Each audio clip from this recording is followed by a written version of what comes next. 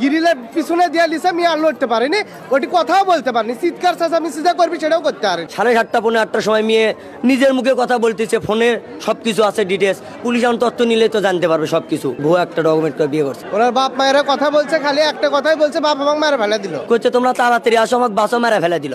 এই কথা বলার পরেই চাচি আর আমি তাড়াতাড়ি চাচা কাছে করছে, চাচা দোকান বন্ধ করে যাওয়া লাগবে তাড়াতাড়ি। বগুড়া শহরের কৈপাড়া এলাকায় স্বামী তার স্ত্রীকে হত্যা করলো, এমনটি ঘটনা কিন্তু আজকে বগুড়া শহরে ঘটেছে। আরিফা 20 বছর বয়সী, তার পিতা আনোয়ারুল ইসলাম, তার গ্রামের বাড়ি হচ্ছে কাহালু মুরাইল এলাকায়, এবং রিয়াজুল 21 বছর বয়সী, তার সাথে কিন্তু বিবাহ বন্ধনে আবদ্ধ হয়। রিয়াজুলের বাড়ি বাগবাড়ি নসিপুর এলাকায়, এবং আমরা যতটুকু জেনেছি যে 1 মাস আগেই কিন্তু তাদের একটি প্রেমের সম্পর্কের মাধ্যমে তারা 1 মাস আগেই বিবাহ বন্ধনে আবদ্ধ হয়ে কৈপাড়া যে এলাকাটি রয়েছে এই ভাড়া বাসাতেই কিন্তু তারা ওঠেন। ঘটনা হচ্ছে আমাদের গ্রামের মেয়ে, গ্রাম সমন্তাহার পোড়াপাড়া। এখন এই মেয়ে ফোন দিছিল এই ঘটনা ঘটার 15-20 মিনিট আগে।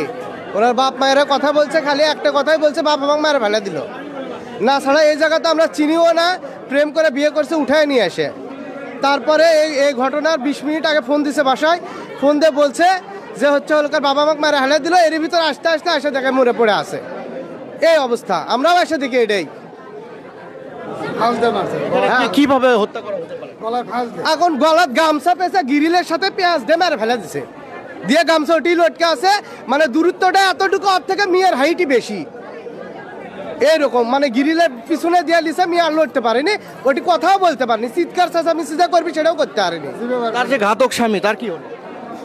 তার ঘাতকে অবশ্যই আমরা একটা অবশ্যই সর্বোচ্চ একটা শাস্তি চাচ্ছি। আমরা আইনের সর্বোচ্চ যে শাস্তি হয় সেটা আমরা চাচ্ছি। কতদিন আগে আমরা যতটুকু জেনেছি প্রেমের সম্পর্কের মাধ্যমে তারা প্রেমের সম্পর্কের ঘটনা হচ্ছে, আমি যতটুকু জানছি যে প্রথম ওই ছেলেটা ফলস একটা মানে ডকুমেন্ট করে বিয়ে করছিল।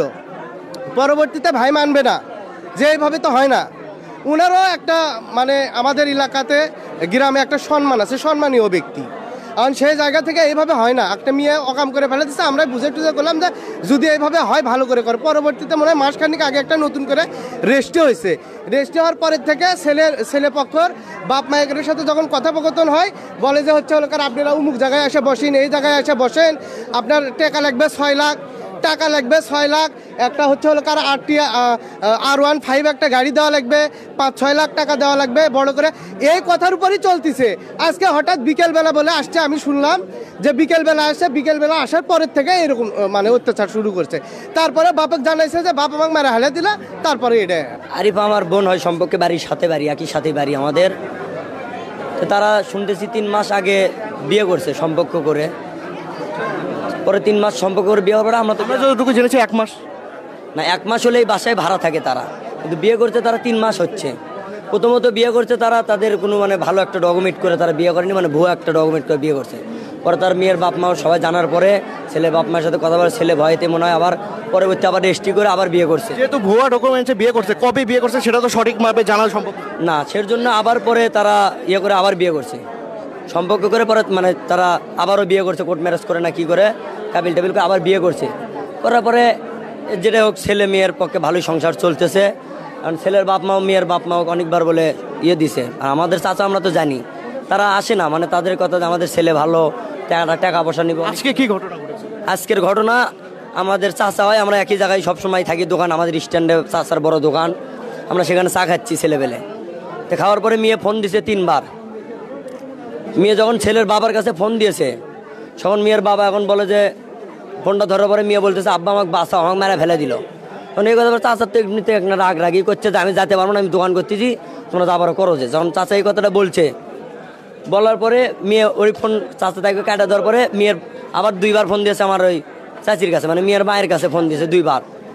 দেওয়ার পরে চাচি সাইডে যে কথা বলতেছে, আমিও সাথে ছিলাম, খালি বলতেছে মা আমাকে মেরে ফেলে দিল, মা তুমি আমাকে বাঁচাও, আমাকে মেরে ফেলে দিল। চাচি গেলে বলছে কী আছে, কী আছে, করছে তোমরা তাড়াতাড়ি আসো, আমাকে বাঁচাও, মেরে ফেলে দিল। এই কথা বলার পরেই চাচি আর আমি তাড়াতাড়ি আসে চাচা কাছে করছে, চাচা দোকান বন্ধ করে যাওয়া লাগবে তাড়াতাড়ি। এই কথা পরে চাচার দোকান বন্ধ করার পরে আমরা সিএনজি রিজার্ভ করতেছি, করার পরে 10 মিনিট সেই কথা বলার মিনিট 5 পরেই ছেলের ফোন থেকে একটা ফোন গেছে, বলতেছে আপনারা তাড়াতাড়ি আসেন, এই কথা বলতেছে। বলার পর আমরা দোকান বন্ধ করে সিএনজি নিয়ে আসতেছি। আজকে এই পর্যন্ত এসে দেখি ছেলে মেয়ের এই অবস্থা, ছেলে পালা যেতে নিছিল, পরে বাড়িওয়ালা আটকে ঘরের ভিতর তুলছে। আপনাদের কি অভিযোগ, এটা হত্যা না আত্মহত্যা? এটা হত্যা, মানে একবারে আত্মহত্যা কিভাবে হয়? ছেলে মেয়ে আমাদের সাথে কথা বললো হচ্ছে 7:40 আমাদের ফোনে তার মেয়ের কণ্ঠের কথা আছে, সব কিছু আছে। আর ছেলে বলতেছে যে এটা 6টা পৌনে 6টার সময় মারা গেছে। তাহলে পৌনে 6টার সময় মারা গেলে 7:30 পৌনে 8টার সময় মেয়ে নিজের মুখে কথা বলতেছে, ফোনে সব কিছু আছে ডিটেলস, পুলিশ এখন তথ্য নিলে তো জানতে পারবে সব কিছু। কিন্তু ছেলেও পালানোর চেষ্টা করছিল, পারেনি, বাড়িওয়ালা বাসাওয়ালা আটকে দিয়েছে। আজকে আমরা সংবাদ পাই যে কৈপাড়াতে একজন গৃহবধূর মরদেহ উদ্ধার করা হয়েছে। আমি একটু সময় পেয়ে এখানে আসি, এসে দেখি যে গৃহবধূ স্বপ্নার মরদেহ রয়েছে এবং তার স্বামীকে এলাকাবাসী আটক করে রেখেছে। আমরা এখন গৃহবধূর লাশ বিধি মোতাবেক পোস্টমর্টম করব, পরবর্তীতে জানা যাবে যে এটা সুইসাইড না হোমিসাইড।